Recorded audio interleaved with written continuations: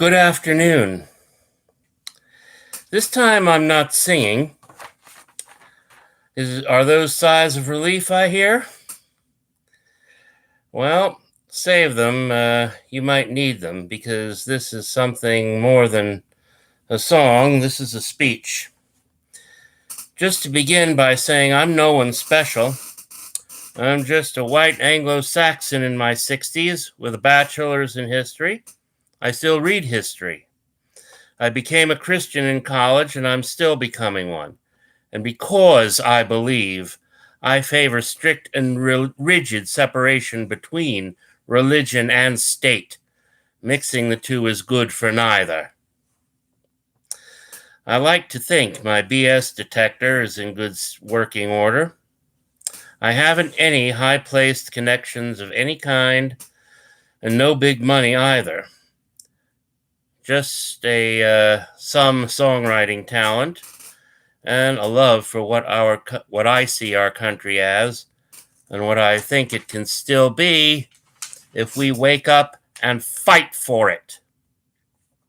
We are at something of a multiple crossroads, and they all come down to a choice between far-reaching changes enabling all of us and our fellow creatures to live and breathe freer than ever before in human history, or not changing and watching civilization and many ecosystems and maybe even humanity itself implode.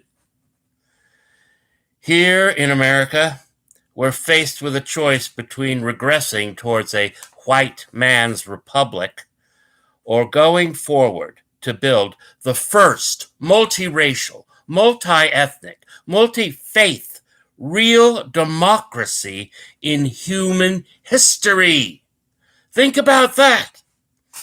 We think of ourselves as a nation of pioneers, and now we have a chance to be pioneers again, in the way I just mentioned, and also leading the way in retooling and greening our country into renewable energy and regenerative agriculture, towards balancing, extracting from, and putting back into our planet. To those who cling fearfully to the idea of a white man's republic, freedom and prosperity are not zero-sum. Whoever told you that was lying deliberately. When we all do better, we all do better. Even the rich, although if they're in it simply to be richer and more powerful than the rest of us, they'll feel poorer. They still actually do better when we all do. You can either listen to those who despise you behind closed doors and then pretend to be your friends and patrons, or you can take a road of solidarity with other hard-working people of different colors and national origins toward a better life for all of us. No, multiracial is not code for white genocide. That's what those who despise you want you to believe.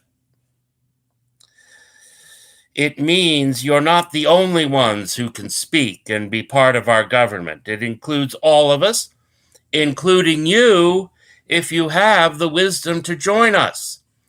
Let me give you a thumbnail history lesson here.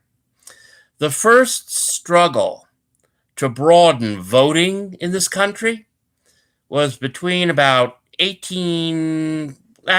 end of the War of 1812 and maybe the end of the Mexican War. That's about 1815 to 1848. And then the struggle was to enable, I confess, all white men, regardless of whether they owned a certain amount of property or not, for them, all of them, to have the vote. That's what that struggle was. And my fellow pale-faced males, if any of you who don't have a certain amount of property think, oh no, they'd never violate my rights, I'll tell you, you damned well better think again. If they, if they, if they thought that the right to vote didn't mean anything, they wouldn't be fighting this hard to effectively disenfranchise large numbers of blacks, browns, people with disabilities, or other people who are different from white, male, heterosexuals, whatever. Well, anyway, that's what I am. But I know that freedom is indivisible.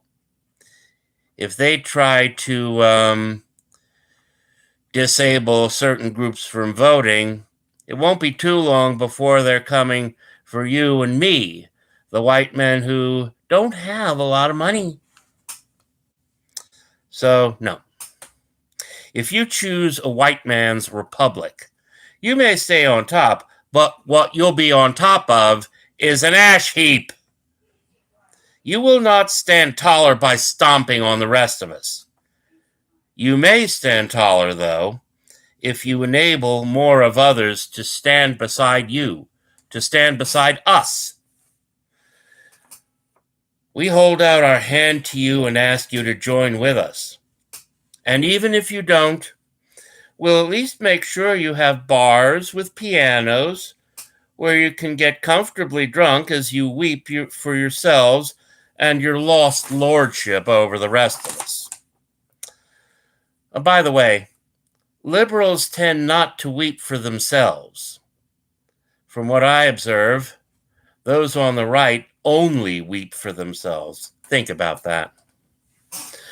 What we must find now is the political will to stride further towards both genuine multiracial democracy, remember, the first ever in human history, and towards an economy at least as regenerative as extractive.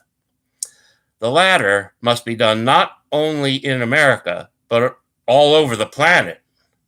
For that, we do need everybody.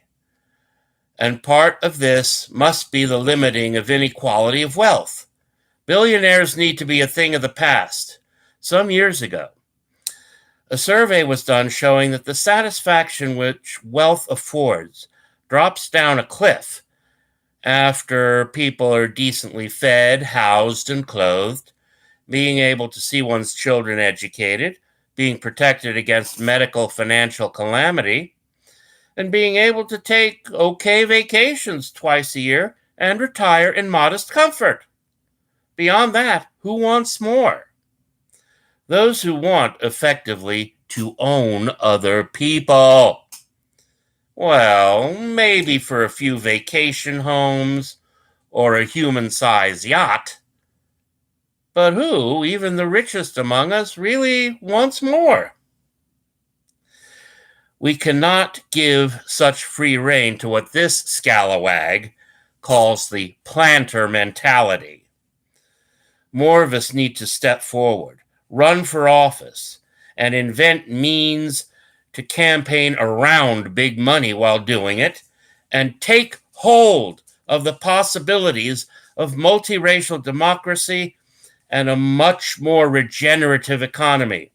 Support candidates who support these two new things if you think you can't become such a candidate. Let us be pioneers again. God bless you. God save the United States. And God save the whole earth. In Jesus' name.